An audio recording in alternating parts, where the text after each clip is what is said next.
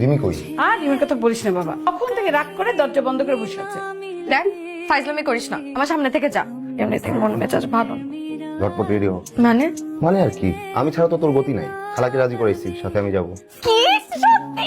তুই ছাড়া আসলে আমার কোনো গতি নাই, তুই আমার সত্যিকারের বন্ধু।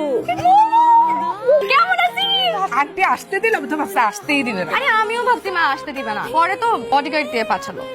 হ্যাঁ চল চল। আমি ইঞ্জিনিয়ার হাসিব, কেমন আছেন? ভালো আছি। আপনার নামটি? রিমি।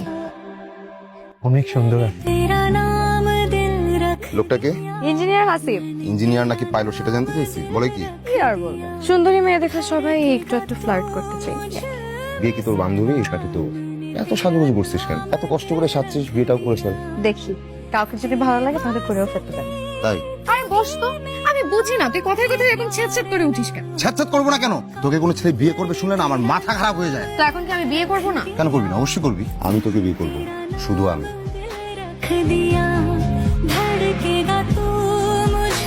আমি সরি, আসলে এরকম হুট করে কথাটা বলা ঠিক হয়, কিন্তু আমি কি করবো?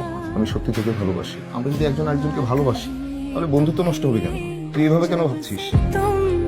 ওকে ফাইন, তুই তো আমাকে ভালোবাসবি না, না তাই তো? তাহলে তুই কাউকে ভালোবাসতে পারবি না, আমি দিব না ভালোবাসতে।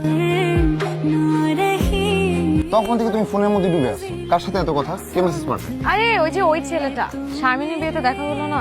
তোমার নাম্বার কিন্তু কিভাবে? শারমিনের কাছ থেকে নিয়েছে, কালকে থেকে মেসেজ দিচ্ছে।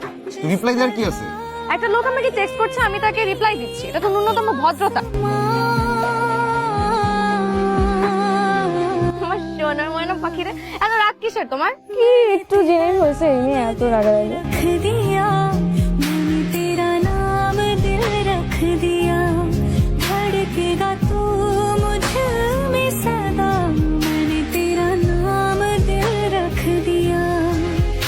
আয় পরিচয় করে দিই। আমি ইঞ্জিনিয়ার হাসিব। আমি আপনাকে চিনি। কি হচ্ছে সব? আস্তে শারমিনের থেকে ঠিকানা নিয়ে বাসায় আসছে, আমিও তো কিছু বুঝতে পারছি না কি হচ্ছে। তুমি কিচ্ছু জানো না। তোমার ভালোবাসা হাওয়ায় হাওয়ায় উড়ে উড়ে চলে আসছে এখানে। তুই আশকারা দিছিস, তুই কথা বলছিস, তোর বারবার বলছিস তুই কথা বলবি না। তুই কথা বলছিস, তুই চ্যাটিং করছিস। রসের পিড়িতি তার সাথে না? ও আমি তো বেকার, আর ওই ছেলে ইঞ্জিনিয়ার, তার কোটি কোটি টাকা। আয় রিমি, কি হচ্ছে এটা? তুই এত জোরে চিন্তা করছিস কেন আমার মেয়ে? জিজ্ঞেস করেন। এই যে মিস্টার, আমি আপনাকে একবারও বলেছি যে আমি আপনাকে বিয়ে করব? না আসলে আপনাকে আমার ভালো লেগেছে তো। তো ভালো লেগেছে বলে একটা মেয়ে মানুষের বাসায় হুটহাট প্রপোজাল নিয়ে চলে আসবেন? আমি আপনার ছেলে কেন, 10 বছরেও আমি কাউকে বিয়ে করছি না। আর আপনারা যদি এখান থেকে এখন যান তাহলে আমি খুব খুশি হব। আমি তোকে এই শিক্ষা দিয়েছি? মা তুমি আমাকে জিজ্ঞেস করেছিলে না রাতুল আমার সাথে এইভাবে কেন কথা বলতেছে? কারণ আমি ওকে অধিকার দিয়েছি এইভাবে কথা বলতে।